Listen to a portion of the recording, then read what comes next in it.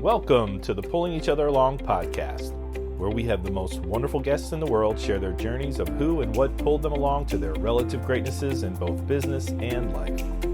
Thanks for tuning in. The Pulling Each Other Along podcast starts right now. Hello, everyone. This is Doug Cornfield with the Pulling Each Other Along podcast. And as we say, we get the best people in the world to come on our show, and this is no exception. Somebody that's in the podcast space, helping people, pull people along by helping them in their podcasting world. So I think you're getting a lot out of this particular podcast. And this is kind of an international podcast because we've got her from Canada. Lyndsay Phillips, would you introduce yourself and start with just something that you're passionate about? Doesn't have to be business. It can be life and whatever you might be passionate about, so people can find out a little bit about your personality. For sure. Thanks for that. I love people. I used to be so shy when I was younger in high school, but apparently I've come out of my shell. But yeah, I just get so much energy talking to other people and helping other people and hearing their stories and finding out what goes on in their daily life. And if I didn't have that every day, I don't think I could cope. But yeah, in our business, we help people with content marketing and podcasting. So helping them launch podcasts, produce and promote so that they can also create a bigger impact and reach more people in the world for what they're passionate about. Great. I mean, obviously we pivoted and started the Pulling Each Other Along podcast, and it's helping our business, but it's also helping us do what we really want to do, which is more sports camps for kids with limitations and disabilities. And it's giving us a base of funding and meeting people, connecting, all those kind of things. So how do you think podcasting can help you or help the people that you help to get into podcasting? Absolutely. So I just find like there are a lot of heart-based businesses where they are passionate about a cause, about helping people eat better or whatever it may be. And they're just like feeling like a best kept secret, and they don't know how to reach more people and obviously grow their business. And so podcasting for me is like, it's just the one-stop shop where it enables you to increase your exposure exponentially, become more visible, and you're shown as the expert. So naturally people, know, like, and trust you faster. So it speeds up that sales process. Right. But what, I don't know if you found this, but like what I found most surprising was the relationships with the host, or if I have a guest on my Leverage Your Podcast show, with the guests. And I didn't really even equate that. I was just like, oh, listeners, right? I just focus on that. But honestly, that has been the biggest part for me, is growing those relationship, networking. Some of them have become friends. Some of them I have created great business relationships with, partners. And honestly, I've just had fun connecting with those people, and then connected those people to other people that I'm like, oh, you guys would so get along, or you guys are in similar veins. Like you guys could, refer people to each other or whatever.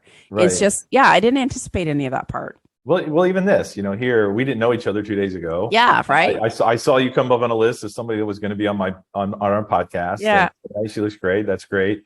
And now here I'm getting to know you. You're getting to know what I do. And you don't know the whole story, but if there's something intriguing about what we do, or, obviously I'm getting to know more and more podcasters and people that want, they're finding out that we're having success with podcasts, and are like, how do you do that? So I get to introduce them to the Pantheon, introduce them to Barrett Matthews, who's part of the Pantheon. He helps people produce podcasts, learning about people like you.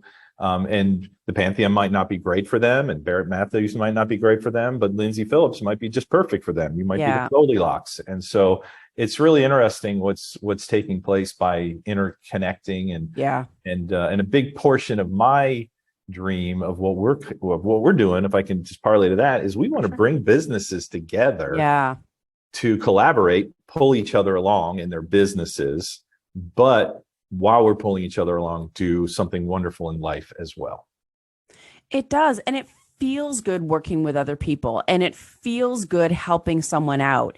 Even if someone's like, oh, I'm trying to do this or gain more profits. It's like, or my taxes suck right now, or whatever it is. Right. It's like, oh, I know a tax coach. She is amazing. I know she'll help you save money. And then just to make that connection, they're like, oh my God, thank you. Like for them to do all the research themselves or find someone that they don't really have like a trust thing with. It Right. just, you're like, oh, it takes that off my plate. And it feels good, right? And people are naturally wired, I think, to help people. And sometimes it's hard for people to ask for help. So to be able to just say, hey, I know this person that can help you. I know this person would make a great guest on your show, or whatever the scenario is, or I know a perfect client for you.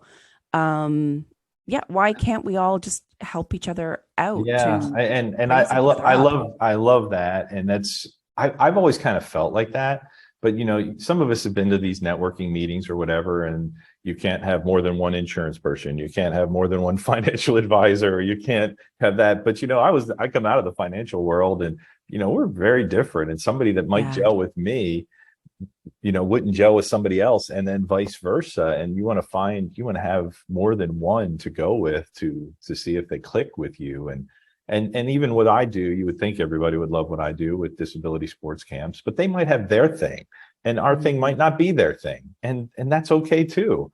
We're just trying to find the people where it's like, yeah, I want to get behind that, I want to be a part of that. And this way I'm getting to know and meet enough people through the podcast Yeah. that I don't have to be pushy. No. I can just say, hey, if this is for you, Yeah. that's great. If it's not, well, that's all right.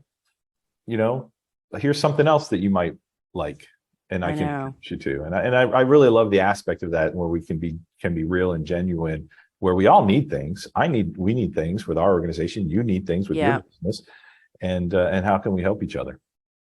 Agreed. And I find too with it's funny, when I first started out in podcasting, we did it on Skype or on Zoom, but no one ever had their camera on.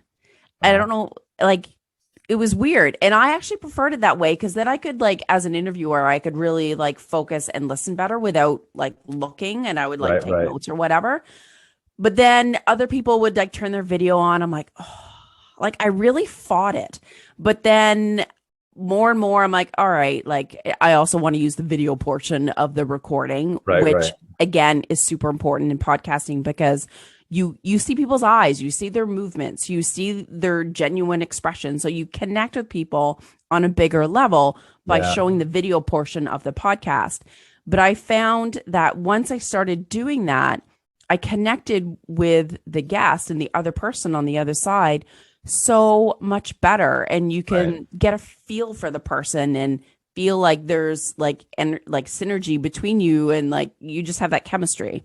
Right. And we're interconnecting people. I mean, I have this incredible story of Dave Clark and how I met him, and his story is amazing, and a lot of people are going to know his story, that listen to this podcast.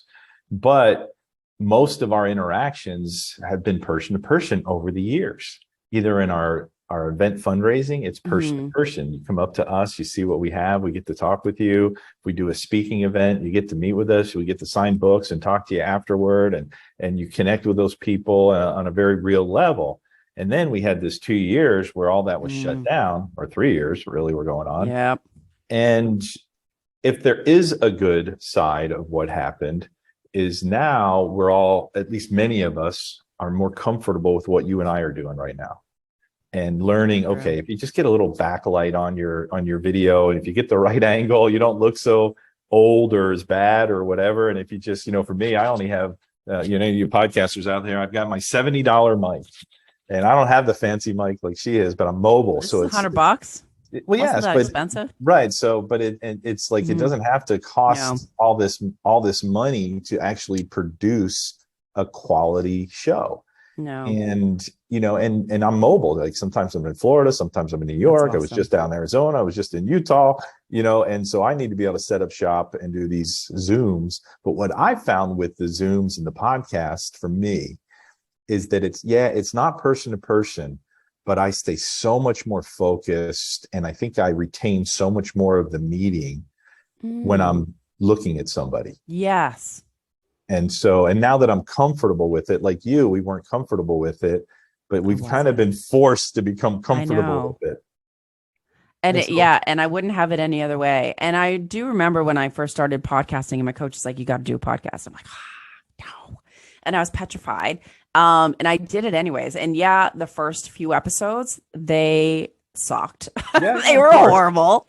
But you get better at it. And I think too, if you're thinking about launching a podcast, it's actually more beneficial to be a guest on a bunch of podcasts. And then that way you like dial in your messaging, you get used to Right. being on screen, what's behind you and how to communicate and how to, you know, be good on camera and all that good stuff. And then versus the other way around and just launch a show like not knowing anything. It's a good segue. Right, right. So in your business, you're trying to pull people along through podcasting, correct? Is that your main thing, or are there other avenues of what people are going to learn from you in the strategies? Yeah, I do focus on podcasting. We have been a content marketing firm like for years, and then I just niched down into podcasting because I loved it so much and just saw the true power of it. But we're always a content marketing firm like in the foundation of the company. So yes, we launch and we, you know, produce, but our sweet spot is really taking that content and leveraging it in a way so that you're publishing it, you're on your site, you're distributing it to more channels to have more reach. Because really, as a business owner, whatever it is that you're passionate about, you want to get in front of as many people as possible. So you want to make sure that you're in all of the podcast directories, that you're on social media channels, that your podcast episode is on YouTube, because obviously they're the second biggest search engine. So there's different tactics and strategies and steps that you can do when you're promoting your podcast to make sure that you are attracting more people so that they're like, oh, that really connects to me. I really get that. I really appreciate that tip. I like what she's saying. And they're like, ooh, that's from a podcast. What is that podcast? I want more of it. So Right. it's an avenue to like get in front of more people. Yes, convert more people and get more listeners and more business. But you're able to like, if someone listens to your episode and that made their day or it made something easier for them or they were inspired or they just felt heard, like you can't get better than that. Right. And our podcast goes so many different directions. You know, like a podcast I'm releasing tomorrow, but it won't be tomorrow for the people that are listening Yeah. here, you know, whatever. So that gets all confusing. It's a if you want to go listen to it, it's a guy that I got to know because we have a very unique similarity. His name's Clayton Freck. His son was born with some deformities, you know, a finger, only like one finger, you know, merged together and no other part of his hand. His foot was up into his chest as a baby and they had, you know, just whatever. And I have a son that was born with no arms. And so this podcast, it's like almost, it might even be a tearjerker for some because we got these two dads that have this kind of, we literally, we go back and we're talking about what it was like when we found out that our child I can't even imagine. was born with these, you know, with these limitations and things like that. And I remember that very clearly, you know, and we didn't know from an ultrasound and things like that my son was going to be, that it was an emergency delivery. And for whatever reason, he didn't know about his, even though they had some ultrasounds. They didn't know either. And so we both were blindsided, so to speak, on the day of birth. And, you know, and so you have these two dads connecting in this, you know, unique way that you just can't always get with some of the podcasts. And then you have some people that are just business people, you know, just do, and they just want to share their business and you can get, you know, but some people might love that, you know, so it's just so many different things that we try to pull on. So what are the things you love to do besides podcasting? I love camping. I cannot, I'm like counting down the days for like, you know, June and the nicer weather to hit. For me, like being outdoors and like, sure, I like a water view, but like it sounds dumb, but like being surrounded by trees and like the greenery, it's like, it just, my whole body like goes down 5 notches. It's like, oh, okay. Now, do you like, what do they call it? Clamping, or do you like camping? Shush. I do have a trailer, but we used to tent and then we got this little beater of like 1967 little tiny tin trailer. And then we're like, could we afford a trailer? We're like, oh, we can. Nice. So let's check them out. But it's like, honestly, if it's raining, we're in it. So we're protected and warm and dry and whatever, but we're always outside. Like, sure, I can sleep on a comfortable bed. I'm like in my Right. 50s. I don't need to sleep on an air mattress anymore. Come on Yeah, now. I'm with you there. Yeah, but just the being outside and then the fact that my kids like they're 13 and 17, they're like, when are we going camping? And so you think teenagers, oh, they just want to be off and do their own thing, but no, they actually like, and we go with friends. They're like, no, when are we going with just the four of us? And I'm like, yeah.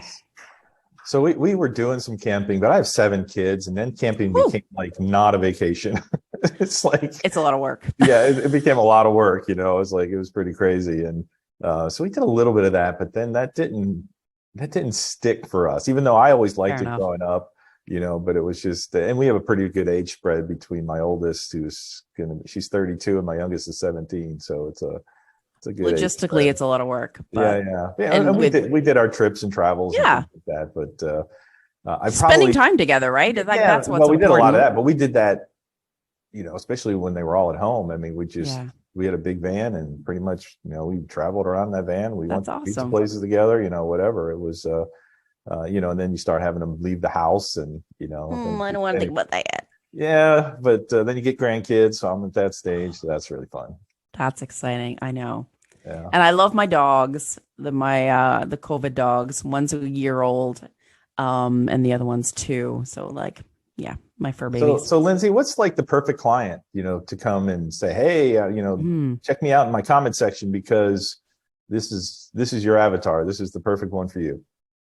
For me, it's businesses that they know who they are, they know who their avatar is, they have a viable business, they have like an offering, a funnel, a lead magnet, and they really want to, impact more people and grow their business. And so podcasting is the best way to do it and to create content without killing yourself. So typically businesses. And how long have you been in this phase of using podcasts? I mean, it doesn't sound like you're a rookie like me. God, I have such a bad memory where it comes to years. I'm like, okay, how old was my daughter at the time? But I've been podcasting, I think I want to say 7 years. I honestly Okay. can't. I'm so bad with my memory with years. And we've been doing podcasts for like the production of it and for clients for 5. Okay. And what's the name of your podcast? I leverage your podcast show. So of course, Okay. how to launch, produce, Right. leverage, optimize your podcast. Nice. Nice. Yeah, I love it. Yeah. So I mean, that's really what, you know, our strategy, you know, became. It's like, you know, our goal is to run more sports camps, and our funding Yeah. sources got really scarce. And so it's like, okay, how do we do the new strategy? And Yeah. podcasting became a part of that strategy.